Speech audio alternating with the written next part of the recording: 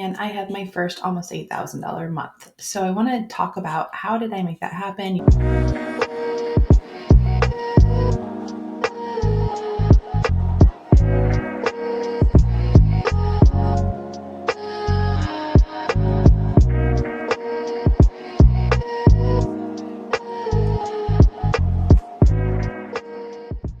And I had my first almost $8,000 month. So I want to talk about how did I make that happen? You can see the incline of deposits here paid out to me, and how I'm doing that within my agency. This biggest month that I had is coming off of a week-long vacation. So how the heck did I end up with that many sales in 1 month, even off of a vacation? Let me tell you. So we're going to look step by step at my calendar and see what it is that I did throughout this past month to actually move my business forward. So during the intro of this video, I let you guys know, I shared very transparently how much revenue did July actually generate for me. And it was my best performing month so far since I started selling BoomerangMe as a service in January of this year. So how did I do that? How did I get that into this position? And how did I end up having my top sales month following taking an entire week off of work for a family vacation? So normally we have to pick back up, right? And start anew almost, it feels like, and everything has to stop and halt. And with the methods that I've instilled in my daily and weekly schedule, I don't have to do that. And so that's what I want to kind of share with you and showcase a real agency out there in the trenches doing work, and how am I able to do this? How am I able to move my business forward one sale at a time? So typically I would have my calendar behind me, but I went ahead and I wrote down all the steps that I did this month to help my business move forward. I do need to preface this. I have a very systematic way of going out and getting new customers. And had I not focused on 3 actions consistently each week, prioritizing these 3 actions, I would not have had the best month, this July, in sales, because it was the actions I took previous months that set me up to succeed in July. So let's first cap, what are the 3 actions I prioritize every single week? The first, checking in on my customers. That to me looks like if I notice a customer's not having strong signups and stuff like that, checking in on them. I have automatic voicemail messages that go out that just, is me checking up on them that get delivered. But having that personalized steps to just let them know I'm here. Do they need anything, and checking up on them. So that's priority number 1 on my must-do actions. The second is my prospecting method. That's a huge priority to me. To me, that's, checking up on the health of my current customers because I want them to stay customers, yes. But this second one, the prospecting, is that super scrunched up there as priority, really close to checking on my current customers. And the reason it's that high of a priority is because that's the only way I make money, right? It's the only way I'm going to hit my goals at the end of this year. So I need to be up there. So my goal by the end of this year, in case that triggered that curiosity, is to at least be making $100,000 in revenue for myself by the end, going into the next year. So being able to pay myself a salary that would hit that personal revenue goal for myself, that would change the trajectory of our household. So that is my goal. So how am I going to do that? How do I prospect those customers? Well, I use social media to my advantage, and not just in this way where I'm making posts about how I help restaurants. I really don't do that very much. I find that that's not as profitable for me. I go out and I put the attention on, in my case, it's usually restaurants. So I go out and I feature restaurants and I shine a light on them and I bring attention to them. I'm essentially giving them free publicity. So yes, I'm a foodie influencer, even at my age, but I go and I give them this free publicity. That is my foot in the door. I just gave you something of high value. They never say no to me. And then before I leave, I ask for an opportunity to sit down with them and share what I actually do and how I physically support local restaurants and businesses. And I've never been told no for that sit down meeting. And if you go through my course, I will teach you that entire process. You can find links to the course down in the comments and everywhere around this YouTube channel. Okay, so that's priority number 2. But that sets me up, right? So I go and I feature them, and then we have meetings then for a pitch meeting. And then of course it's onboarding.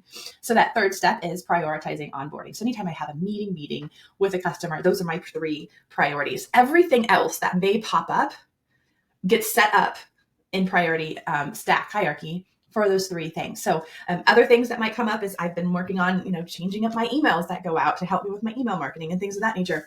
But if I have the other things in line, that takes a back seat. So if I'm busy and scheduled, it's a backseat for emailing, right? So prospecting is number one priority. Okay, off that horse. So because I prioritize those three things, that has set me up into the month of July, even though I went on a vacation at the end of June. So because of that, I must tell you, I was so distracted in June. I did not set up a lot of features going into July. I was scrambling in July. So I think I had 3 or 4 features. We'll step through that together in just a moment. But because I already featured people and stuff, I had some pitch meetings already scheduled into the month of July. So that worked really great. So let's jump in. What the heck? How did I fill up my time working? And I work usually between 9 and 3. I try to get done in a 6-hour period per day. So I'm not overly working. If I were having higher goals that I needed to work more, I would prioritize things and just really add fuel to this. But I'm blessed in a way that I can work at a pace that's really comfortable for me. So the 1st of July, sat down with a small business who I onboarded in June. So this doesn't contribute to the funds, but I just wanted to share this aspect with you. So for this particular meeting, we had previously set their paid membership club up and gone through what that would look like and set everything up so it was beautiful. Well, we had the second meeting. To sit down together and actually connect their paid membership to their new Stripe account so that every month they can have recurring revenue being deposited into that small business's bank account. So we got together on a Zoom call because they're a little bit farther away from me than normal, and we were able to set that up together. And so I just want to bring up that point because connecting those paid membership cards to a local business's Stripe account is very convenient and easy, especially if they already happen to have a Stripe account.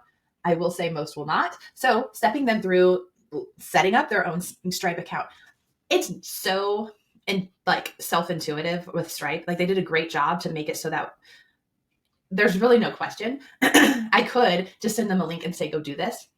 There's something about me being on the phone at the same time or on a Zoom call and they're just sharing their screen. And all I'm doing is sitting there going, okay, go ahead and click the next button. Go ahead and fill this one out. Like I'm literally just stepping them through the pages that are there, but it brings them so much comfort then that they actually will take the step instead of getting stuck in paralysis because they feel nervous about something. So I just wanted to let you know how simple that process is and that any of us can connect those accounts. It's very, very easy. On the 3rd of July, I featured a Mexican restaurant that I was really excited about. They have 3 different locations. They're an established restaurant, so they've been around for going on 26 years. So they're definitely well known in the market that I live in. So we got to feature them. I sat down with both owners. It's a family-owned business. So uncle is the oldest, and then now his nieces are also working with him at those different locations. And so we got to sit down together, and really this was featuring them. So it was just about building relationships, building this new network that we now have together. So I wasn't pitching, I wasn't selling myself. I was making friends and having a great time featuring their restaurant, getting that video footage, essentially just sitting there eating while we're sitting there talking. It was a great time. They even ordered lunch, and while I was recording myself, they were eating with me, and it was great. On the 5th of July, I met with a current customer. So for me, the way that I position my offering is, of course, the BoomerangMe services, but in order to add a heightened level of service and that often justify why my prices are higher than maybe BoomerangMe prices direct to consumer, is that they actually can hire me per hour and they just know my per hour fee to complete certain tasks for them. And this particular current customer lost Facebook access to their business accounts. They've been hacked and it's been a nightmare. And so I have had some experience recovering those relationships of those business pages for past customers. So we got on together and of course she paid me for that time, right? We got on together and we just went through all the steps through Facebook. Again, many times, and steps that they could do on their own. It's just needing that rest assurance of how to do that. So I met with them and stepped them through that process. After that same day, I then went to go feature a cookie restaurant. Now, this cookie restaurant actually used some of my links on my social media page to schedule their own feature because it's free for restaurants to do. That's how I position myself, and I buy my own food, so it's zero risk for local restaurants. So I actually went out to them, featured their cookie restaurant. It was really cute. They even made me a sugar cookie with my logo on it. It was adorable, and it was a great connection source there. I will say I still need to follow up. They went on vacation and asked me to follow up in August. So I literally just left them a message asking for that meeting and that pitch meeting. So we'll see how that goes. On the 8th, I met with a new business to business partner and relationship. So a local business does social media management. I don't want to do social media management, but we're going after the same clientele, but we're not competing with one another. And so we've actually partnered with one another to send each other referrals and business, since we're each going out there prospecting to the same people. And so we sat down together. She wanted to talk to me about how I could add value to her social media management by providing my services to their newest customer. And so we talked and we brainstormed a bit about that. And I'll talk later in just a moment on how that actually got me a good deal. On the 10th, I went to feature a really fancy restaurant called Mozeb. It was great. They didn't follow my normal. Normally I just ask, I've got so much money, what should I get? Kind of a thing is my hook for my videos. And they totally deviated. It was like a high-end restaurant, and they wanted to give me as much food as physically possible I could feature for them. And that was a lot of fun to do. But anyway, we had a great time. And then on the 16th, we went back to that partner relationship. They went and they talked with their restaurant client. So they set up a meeting for me to come in and actually pitch to the restaurant then. And so I did so, and I ended up signing that deal. And that was great. So they went ahead and invested in a year. They paid for a year up front, so they don't have to worry about the monthly cost for me. It's just paid yearly on a subscription, which obviously bumped that total for July up for me, right? That's why I got one of the reasons I got paid so much. And then on the 18th, I did a re-pitch to a coffee shop. So I've already pitched to them previously, and it just wasn't the right moment for them. And so they sent me a message out of the blue saying, I'm feeling, things are getting pretty slow. I need you to come in, which is always the worst, because this plan, when you're already really slow, it costs you more money to go out and get more people. But either way, this was on their timing and not mine. And so I re-pitched to them, and they too signed a year-long contract. So I do incentivize those year-long contracts. And the way that I do that is that, and I'm saying contracts, but really it's a subscription, right? They're paying a year up front. So they're paying for me, I'd lower my monthly cost to kind of help incentivize that. So for me, it ends up being, they pay me about $2,100 up front. And because they paid up front, they not only get a reduced rate, but they also get a few free hours of my time. And so they are very incentivized by that, because I do show them that if you pay monthly, I'm pricing my hours at $65 an hour. And if I'm giving that away for free, they can quickly do that math in their head and see that the value to pay upfront is very popular. I'm finding that to be the easiest sell. Okay. Then on the 18th, that same day, I met with a current customer who happens to have paid upfront. And she was like, you know what, everything's going smooth, but I'm ready to up this. Like, let's add some fuel to the fire. I want to use some of my hours with you. So I met with her. We made a strategy plan for advertising on Facebook and Google and things of that nature. So we're implementing that now. And so she's utilizing those free hours. And then she knows clear and well that if I go over those free hours, what that expectation and cost is. On the 24th, I lost a client. So I signed a client several months ago. They had some hard times and they paused me, but they didn't pause paying me. And in that pausing time, we were supposed to be setting and integrating them with Toast. And right now, August 2024, that integration with Toast is still in the very new phases. And when I started this with this customer, it was at the brand new stages. Okay. And so I was already giving this current customer a extremely reduced rate, and they're a friend of mine, so I was doing a favor. And then the integration process, we were starting that back up because, again, they took a break for communicating with me. They had a family trauma. And then now here they are back. They're wanting to get things going again. And we discovered, which we didn't know before, that their Toast program needed to be upgraded one grade in order for the integration to occur. And so that would cost them an extra $50 a month to Toast. And that was a surprised amount of money.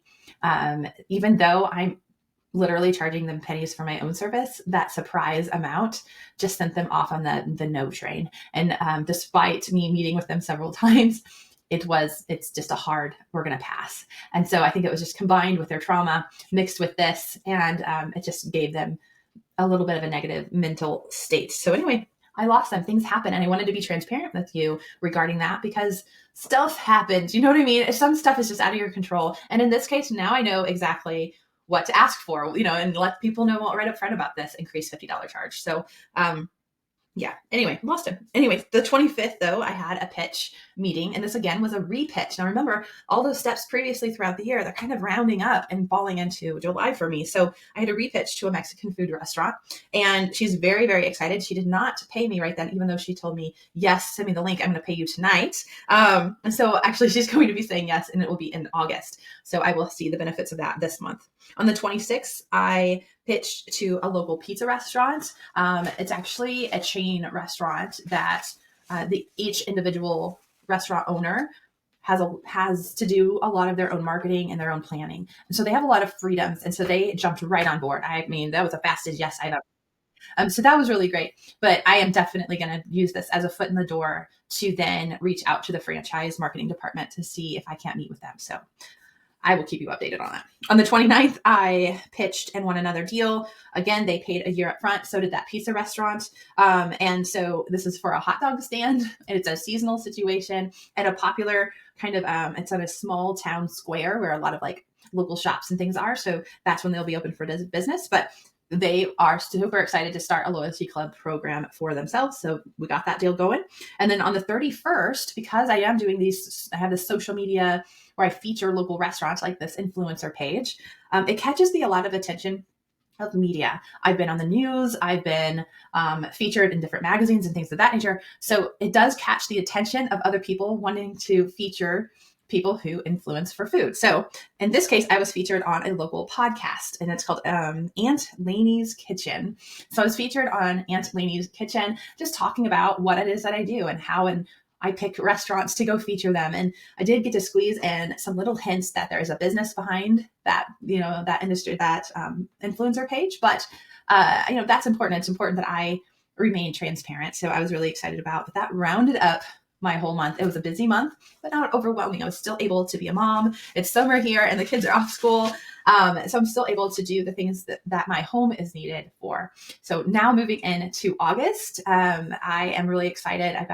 I really need to focus my time on scheduling those features. I really need to get some fresh meat in front of me. So how I plan on using the remainder of my day is reaching out to those restaurants, getting some features planned and scheduled throughout the rest of the month. And I will let you know how it goes. Bye, you guys.